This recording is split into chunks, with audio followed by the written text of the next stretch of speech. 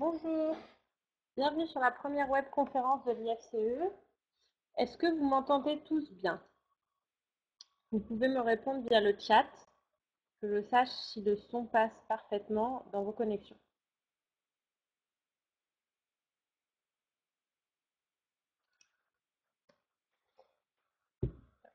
Si tout le monde m'entend bien, on va commencer. Tout d'abord, merci beaucoup d'assister à la première webconférence de l'IFCE. Je me présente, Margot Sabag, ingénieure développement en génétique et sélection.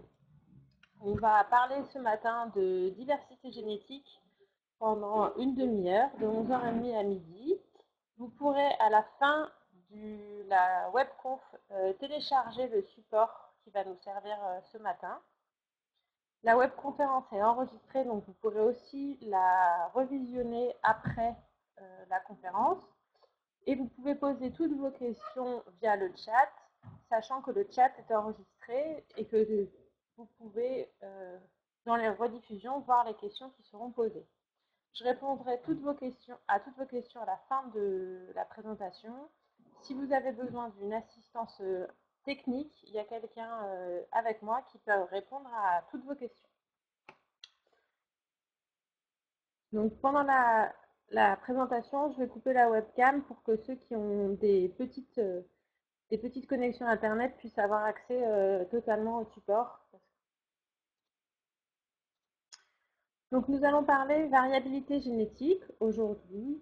C'est un problème qui peut être géré à l'échelle individuelle, donc à l'échelle d'un élevage, mais aussi à l'échelle d'une population, donc dans une race à plus ou moins gros effectifs. La première question qu'on peut se poser, c'est aujourd'hui où trouver des informations sur la diversité génétique des chevaux en France. Donc c'est très simple, sur le site de l'IFCE, dans la rubrique Info chevaux, vous avez des informations pour tous les équidés, sauf pour les ONC, donc ceux dont on ne connaît pas les parents. Nous allons, au cours de la conférence, nous balader dans le menu sur la gauche, qui est le menu que vous retrouvez sur Info Chevaux, donc le menu qui est ici. Nous allons voir tout d'abord la gestion du coefficient de consanguinité, puis les ancêtres majeurs, et enfin la composition raciale.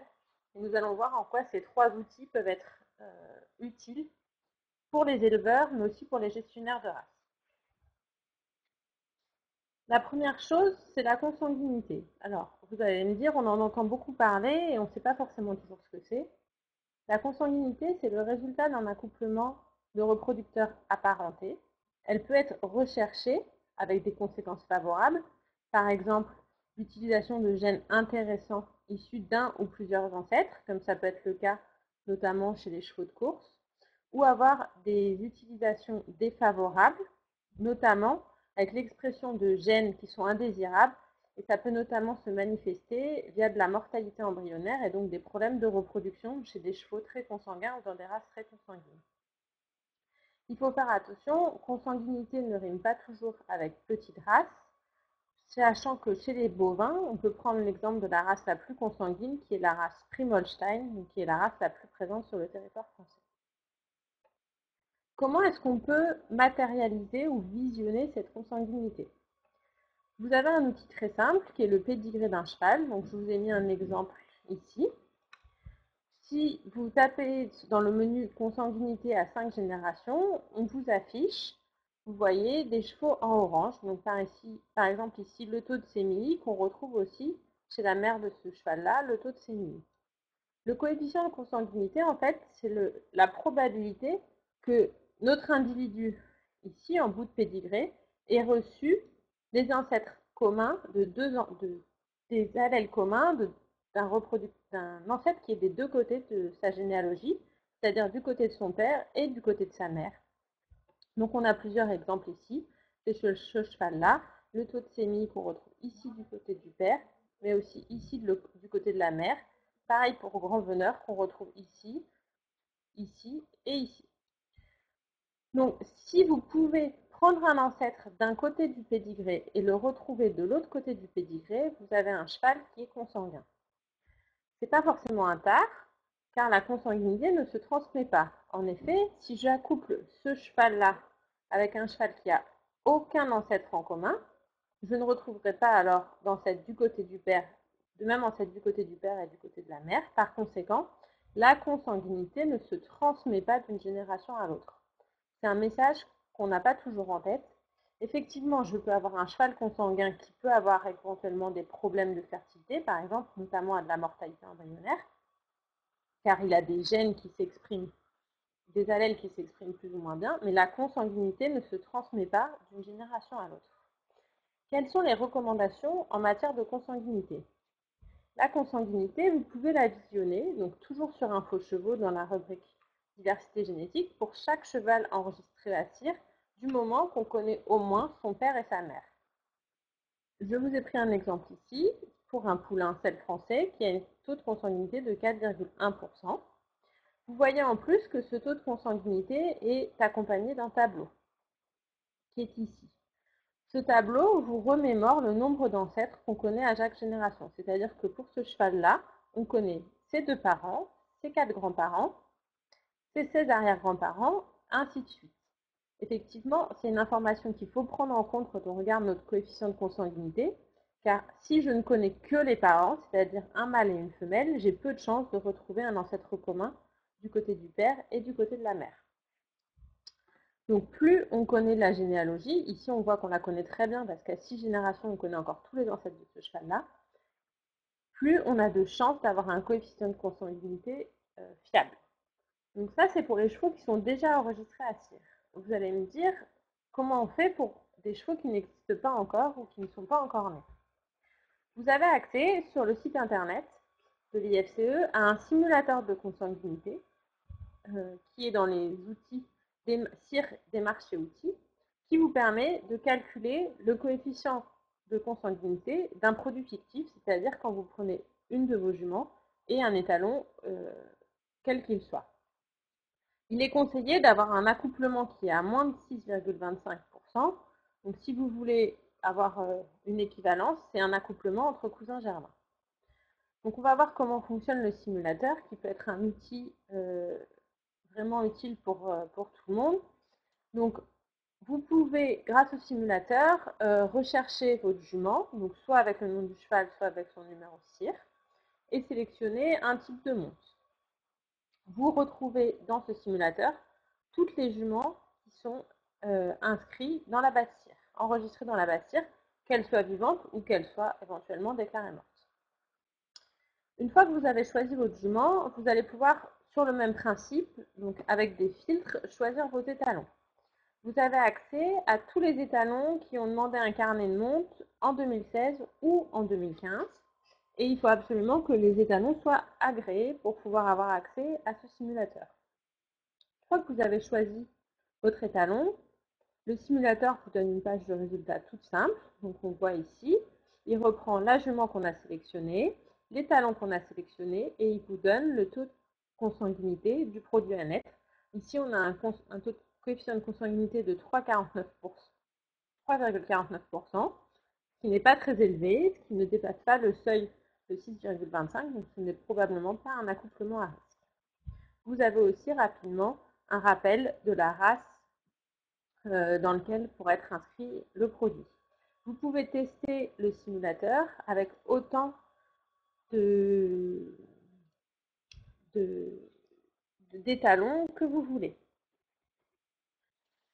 Le deuxième outil qu'on va voir, et qui était dans le menu, si on revient au menu, on a vu le coefficient de consanguinité, donc avec un affichage du coefficient de consanguinité, mais aussi le pédigree qui permet de voir les chevaux qu'on retrouve du côté du père et de la mère. Nous allons ensuite voir les ancêtres majeurs. Les ancêtres majeurs, qu'est-ce que c'est? Ce sont les chevaux qu'on retrouve le plus dans le pédigré des individus d'une race, qui sont en général les chevaux les plus utilisés comme reproducteurs, qu'ils soient mâles ou femelles. C'est-à-dire qu'une poulinière qui a produit plusieurs fils étalons peut être ancêtre majeur d'une race. Ils sont responsables d'une portion élevée des gènes dans la population actuelle et ils permettent d'avoir une idée de la diversité génétique actuelle pour une race. En France, les calculs sont faits pour toutes les races françaises, plus les races de poneys qui sont sur le territoire français depuis longtemps, les Shetland, les Welsh, les Connemara, les New Forest par exemple. Les ancêtres majeurs, on les retrouve notamment dans des effectifs à petite population ou quand on a une trop forte utilisation d'un petit nombre de reproducteurs par rapport à d'autres, ce qui peut en partie être dû à la forte utilisation de l'insémination artificielle qui permet de lever les frontières géographiques qu'on a par exemple avec la monte en main ou avec le système des trotteurs qui est en insémination sur place. Ces outils peuvent être intéressants pour les gestionnaires de race, mais aussi pour les éleveurs. Si je vous montre un exemple à l'échelle individuelle, donc chez les selles français, vous avez sur la page d'un cheval le rappel de tous les ancêtres pour la race considérée. Donc là, je vous ai mis seulement une petite partie. Vous avez 20 ancêtres par race qui sont présentés, avec pour chaque ancêtre son nom, le rappel de ses origines si on les connaît, sa race, son sexe et son année de naissance. Vous avez ensuite des pourcentages. Ces pourcentages représentent la part de gènes qu'on retrouve pour, par exemple, Ibrahim dans la population celte français. Ibrahim est le premier ancêtre qu'on retrouve dans la population celte français, à hauteur de 7,8%. Il est suivi de Jalisco Bay, Grand Veneur et Nankin. On voit ici que nous n'avons que des mâles, mais si nous descendons un peu plus bas, nous pouvons éventuellement retrouver des femelles qui ont produit plusieurs fils étalons. La deuxième colonne, la deuxième partie du tableau concerne le cheval qu'on a sélectionné. Ici, je suis sur la fiche d'une jument qui s'appelle Alone de l'Aune. On voit chez elle qu'on retrouve, par exemple, pour Grand Veneur, 3,9% dans le Grand Veneur dans la population, mais elle est bien au-dessus de la population car on retrouve 18,8% de Grand Veneur chez cette jument-là. C'est des ancêtres qui sont relativement vieux. On voit de 52 à 75 ici, donc qui ne sont pas forcément visibles sur le pédigré à 5 générations. On voit aussi que cette jument n'a pas du tout de sang d'origine qui viennent de Jalisco Bay, qui peut être intéressant quand vous comparez deux chevaux, une jument et un étalon par exemple, et que vous cherchez soit à favoriser un ancêtre en particulier, un ancêtre majeur en particulier, soit au contraire à éviter un ancêtre particulier. Chez certaines races, on a des ancêtres qui sont relativement jeunes, car ce sont des jeunes reproducteurs actifs. Chez d'autres races, donc comme le selle français par exemple, ou le pur sang arabe, on a des ancêtres qui sont très très vieux, car pour l'instant, il n'y a pas de disproportion entre les reproducteurs. Ça commence à se voir chez le selle français, où on a quelques jeunes, entre guillemets, reproducteurs qui commencent à monter, mais ce sont au moins des reproducteurs qui ont 20 ans. Vous pouvez aussi, dans les races de croisement, retrouver des races différentes par rapport à celles qu'on constate. Ici, on est sur la population selle français, on n'a que des demi-sangs et des selles français dans les 4 premiers ancêtres. Mais si vous allez dans d'autres races, comme par exemple l'anglo-arabe, qui peut avoir du pur sang, de l'arabe ou éventuellement d'autres courants de sang avec les anglo-arabes de croisement, vous allez bien sûr retrouver des chevaux qui viennent de diverses races. Et pareil pour les poneys français de selle, par exemple. Le troisième outil que nous allons voir, qui est pareil dans la suite du menu, c'est la composition raciale. La composition raciale, c'est quelque chose qui est assez facile et assez visuel. C'est le taux de chaque race dont est constitué un individu. Donc en fait, on remonte le plus loin possible dans son pédigré et on regarde quelles étaient les races de ses ancêtres les plus vieux. Je vous ai mis comme exemple la composition raciale de deux poneys français de selle. On voit bien qu'ils ont des compositions complètement différentes. Celui de gauche étant un croisement principalement entre du Welsh et du Connemara, avec un tout petit peu d'origine inconnue, alors que celui de droite est un vrai melting pot d'origine. On a de l'arabe, du Welsh, du Mufrez, du Connemara, du poney français de selle, du poney étranger et du sang cheval. Ça peut être important d'utiliser cet outil, notamment lorsque je raisonne mes croisements, pour savoir dans quel studbook je vais pouvoir inscrire mon poulain. Si je regarde le produit de gauche, il me faut au minimum 62,5% de sang Connemara pour être inscrit au studbook Connemara par Bred. Donc il va falloir que ma jument Connemara, je la croise avec un poney qui a forcément du sang Connemara, sinon je ne pourrais pas l'inscrire dans ce studbook. Donc c'est un outil qui est intéressant pour les inscriptions au studbook, notamment par exemple Si on prend le cas des labels, avec le label sel français originel, qui impose qu'on ne retrouve que certaines races dans les origines du produit. Donc je vous ai pris deux exemples d'étalons sel français, donc deux étalons qui sont approuvés.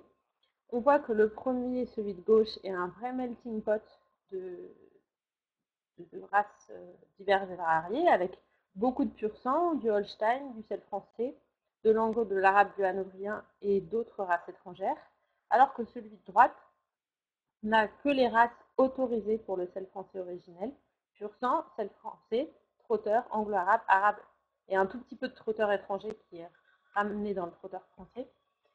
Donc, en fonction de la composition raciale de ma jument que je peux trouver donc, sur InfoChevaux et de la composition raciale de mon étalon, je vais avoir une idée de l'inscription que peut avoir mon poulain, soit c'est une inscription en label avec le sel français originel ou éventuellement dans des registres avec les différents registres de l'anglo-arabe, ou dans un studbook de croisement si j'utilise des reproducteurs pour faire du croisement. Donc brièvement, ce qu'il faut retenir, c'est qu'il existe des outils d'aide à la décision qui sont accessibles pour tous, gratuitement et pour tous les chevaux, que contrairement aux idées reçues, la consanguinité ne se transmet pas et il est conseillé de faire des accouplements à moins de 6,25%. Les ancêtres majeurs sont responsables d'une portion élevée de gènes dans la population actuelle. Et enfin, la composition raciale peut être un outil particulièrement intéressant pour raisonner des croisements dans des studbooks ouverts ou des studbooks de croisement, et ça permet d'avoir une idée de l'inscription du futur produit à titre individuel, mais aussi une idée de l'évolution de sa race à titre de gestion collective. Par exemple, si un studbook veut augmenter ou au contraire baisser l'apport de sang de race extérieure à son studbook. Je vais maintenant répondre à vos questions. Vous pouvez les poser via le chat. Je vais les prendre une par une. Et si vous avez des questions à titre individuel, donc une question particulière sur un cheval en particulier, vous pouvez les envoyer à info@ifce.fr pour que je vous réponde à votre question de façon plus précise. Donc la première question qui a été posée, c'est sur le simulateur de consanguinité, en quoi le type de monte, donc on demande ici, influence-t-il sur la consanguinité? Il n'a aucune influence sur la consanguinité, je suis bien d'accord avec vous, mais c'est un simulateur de croisement qui ne sert pas que pour la consanguinité et qui peut être importante pour les calculs de race dans laquelle le cheval, le futur produit va être enregistré. Si vous sélectionnez un type de monte, donc qui est de l'insémination artificielle par exemple, et que vous choisissez de croiser deux pur sang, votre pur sang ne va pas pouvoir être inscriptible au registre pur sang. Donc le type de monte n'est pas, fait pas partie de l'outil pour la consanguinité, mais on en a besoin pour d'autres calculs et c'est pour ça qu'il vous est demandé dans le simulateur. Deuxième question. Avez-vous simulé les risques d'augmentation de consanguinité chez les selles français? Oui, tous les ont été proposés régulièrement aux différents gestionnaires de race des études sur la consanguinité moyenne d'une race. Le sel français a des chevaux consanguins, comme on retrouve des chevaux consanguins dans toutes les populations qui travaillent avec des pédigrés relativement bien renseignés. Le sel français ne fait pas partie des races chez qui la sonnette d'alarme a été sonnée et n'a pas un taux de consanguinité trop important. Après, voilà, chaque éleveur peut raisonner ses accouplements personnels pour ne pas avoir des chevaux trop consanguins. Le sel français va piocher des reproducteurs dans d'autres studbooks étrangers, ce qui peut faire baisser un peu la consanguinité, comme on a un studbook relativement ouvert par rapport à d'autres studbooks qui sont plus fermés.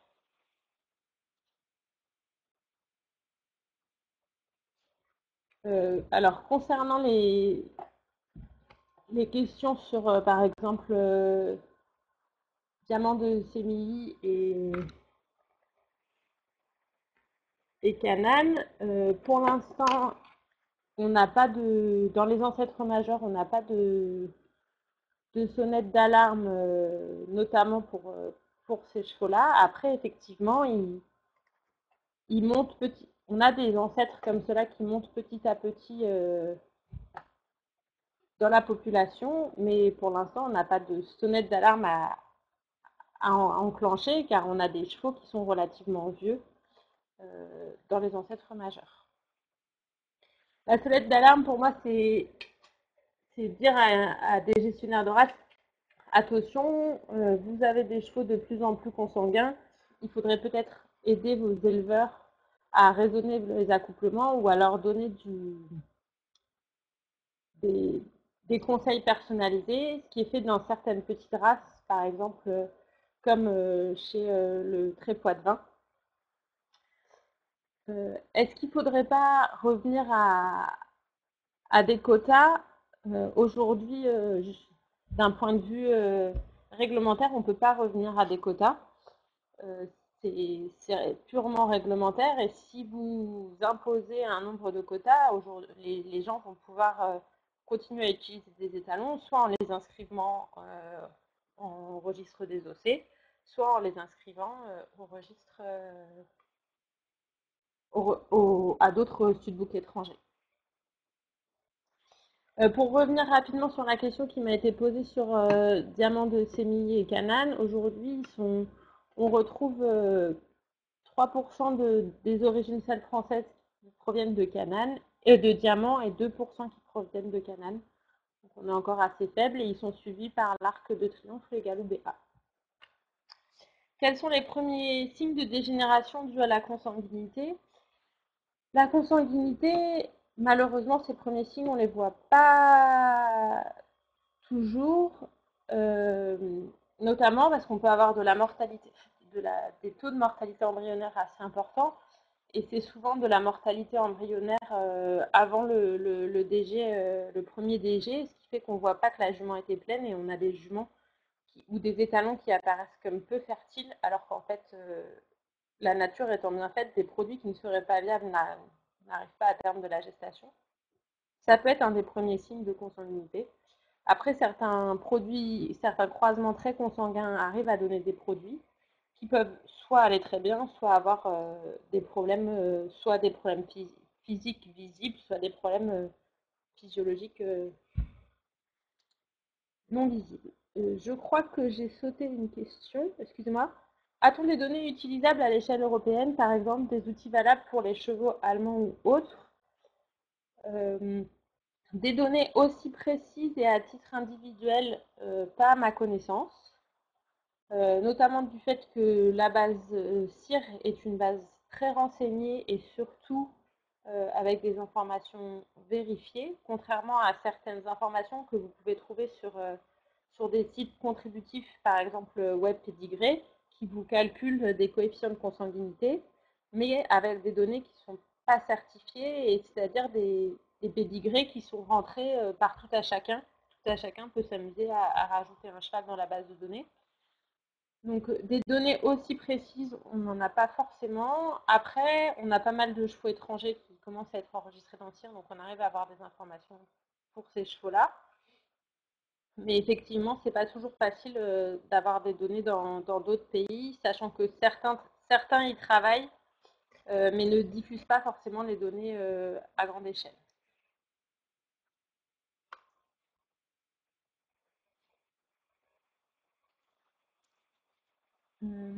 Alors, j'ai une question sur les Lusitaniens, les Landais et les Potiocs. Pour ce qui est des Landais et des Potiocs, toutes les informations sont diffusées sur Internet. Donc, vous avez les données de consanguinité, de composition raciale euh, et aussi d'ancêtres majeurs. Pour ce qui est du Lusitanien, on ne diffuse pas les informations. Il a été choisi de diffuser les informations pour les races françaises. Certaines races étrangères, comme la Caltéquée, nous ont fait des demandes pour qu'on fasse des rapports. Mais aujourd'hui, elles ne sont pas elles sont pas diffusées à tout à chacun sur Internet. Il faut se rapprocher de son association de race pour avoir des données. Euh, à l'inverse, a-t-on une supériorité sportive par hétérosis? Aujourd'hui, aucune étude a été faite pour savoir si on avait des données si on avait un lien entre supériorité sportive et hétérosis. On n'a pas été jusque-là, on n'en est pas encore jusque-là, mais c'est une étude qui pourrait être intéressante à faire, pourquoi pas. Pourquoi les compositions raciales ne sont pas calculées pour certains chevaux, notamment sur les poulains de l'année? Alors, le calcul n'est pas fait de façon automatique, il n'est pas fait en direct. Tous les ans, le calcul est fait. Donc, il est remis à jour au printemps. Donc, les chevaux qui sont nés cette année, s'ils sont immatriculés avant le mois d'octobre, vont avoir leurs données qui vont être mises à jour sur le site internet au printemps 2017. Les calculs ne sont pas faits en direct parce que ça prendrait trop de temps et c'est trop compliqué, donc on fait les calculs une fois par an. Après, vous pouvez manuellement faire les calculs pour un individu en particulier. Vous prenez la composition raciale de la mère et celle du père et vous additionnez tout et vous divisez tout par deux et vous aurez la composition raciale du produit. Voilà, c'est pour ça que certains chevaux déjà immatriculés n'ont pas de données.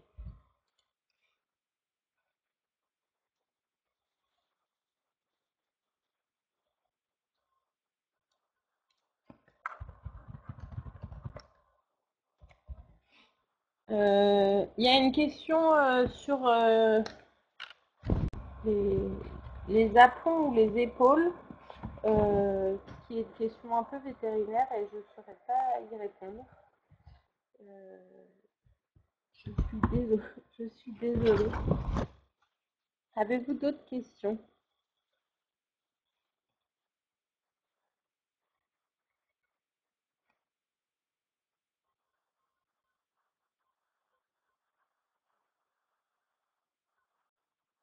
Avez-vous d'autres questions ou y a-t-il des questions que j'ai oubliées?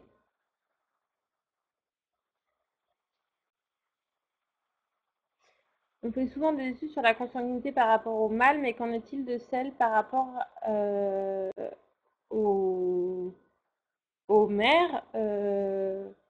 Nous, on fait pas de distinguo entre mâle et femelle quand on fait des études sur la consanguinité, parce que, comme je vous l'ai montré, la consanguinité, elle se transmet pas, donc elle vient pas d'une mauvaise mère ou d'un mauvais père, entre guillemets. Elle vient du fait que quand je choisis mon père et que je choisis ma mère et que je fais cet accouplement, je retrouve des ancêtres communs de la part et d'autre. Donc nous, quand on fait des études de consanguinité, en tout cas pour les données CIR, euh, on calcule à l'échelle d'une population plus ou moins grande, plus ou moins importante, mais c'est toujours tout sexe confondu. Qu'est-ce que l'inbreeding? L'inbreeding, enfin, c'est un terme utilisé normalement dans les courses, notamment pour dire qu'on retrouve un certain ancêtre à une certaine place dans un pédigré du côté maternel et du côté paternel. Euh, Est-ce que ces données seront toujours accessibles gratuitement? Toujours pour l'éternité, je ne peux pas vous répondre. En tout cas, on n'a pas prévu de rendre ces données individuelles payantes dans un futur plus ou moins proche. Peut-on prédire les risques de consanguinité, par exemple un croisant mère-fils? On va avoir du mal à traduire, à prédire ces risques-là, car il y a beaucoup de risques en fait qu'on ne voit pas, je vous l'ai dit, avec de la mortalité embryonnaire plus ou moins précoce. Et vous allez avoir certains croisements mère-fils qui peuvent être totalement normaux, entre guillemets, et d'autres qui vont pas arriver au terme de la gestation. Donc aujourd'hui, on a beaucoup de mal à prévoir des risques de consanguinité, que ce soit chez les chevaux ou chez d'autres animaux de rance, car il y a beaucoup de problèmes qu'on n'arrive pas à voir car les embryons avortent trop tôt. Des études ont été faites sur la transmission des robes. Qu'en est-il pour la conformation et les aptitudes? Pour ça, je vous invite à... Je ne peux pas répondre tel quel à votre question, mais je vous invite à vous inscrire à la conférence de mardi prochain qui porte notamment sur la caractérisation des allures, où vous pourrez avoir des questions et des réponses à vos questions. Pouvez-vous nous rappeler où trouver ces renseignements? Donc, ces renseignements sont sur le site internet de l'IFCE, dans la rubrique Infos de chevaux, qui est matérialisée par cette petite photo. Vous tombez sur une base, sur un formulaire de recherche, entre guillemets, où vous rentrez juste le nom de votre cheval et vous allez avoir accès à sa fiche dans laquelle vous retrouvez toutes les informations qui sont ici. Donc, ses pédigrés, la diversité génétique, éventuellement ses performances s'il en a eu, et une fiche de synthèse. Alors, je vois que on fait passer l'adresse d'un laboratoire. Il faut faire attention. Alors, je ne connais pas celui-là en particulier. Faites attention quand vous faites tester, faites des analyses génétiques sur vos chevaux.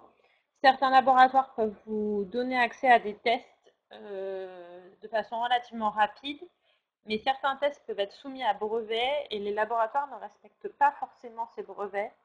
Et donc, vous avez des tests qui n'ont aucune valeur juridique, notamment lors d'une vente ou d'un achat. Donc voilà, c'est juste une petite précision pour les tests génétiques. Les ancêtres, la question précédente sur les informations portées sur les trotteurs français. Malheureusement, on ne diffuse pas les informations de diversité génétique pour les trotteurs français et les pur sang. C'est une décision prise par le Studbook, car les données appartiennent à l'IFCE mais aussi au Studbook. Et donc ça, c'est une décision politique. C'est pour ça que vous ne trouverez pas d'informations pour les trotteurs français et pour les pur sang, malgré le fait que ce soit des races françaises, ou en partie françaises.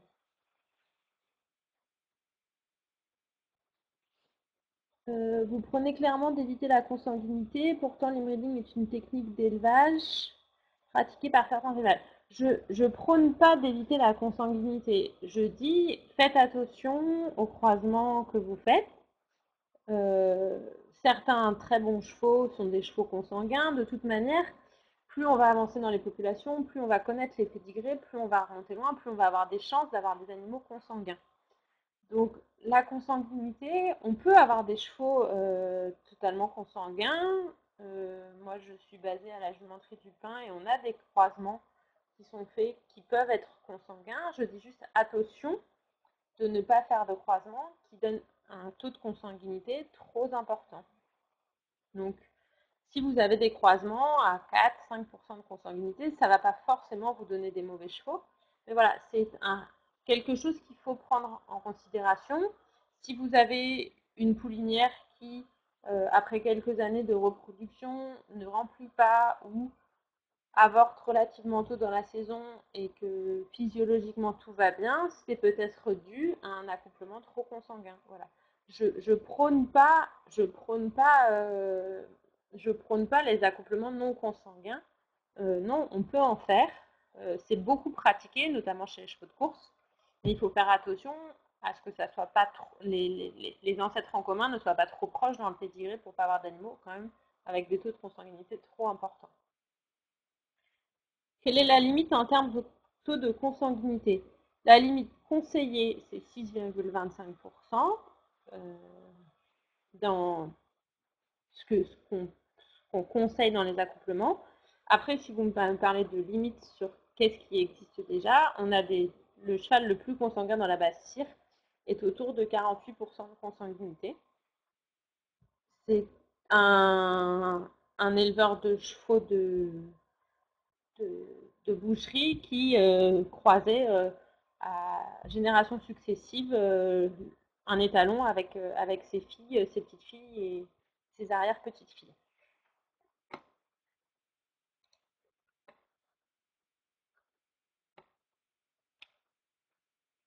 Ce que vous avez d'autres questions?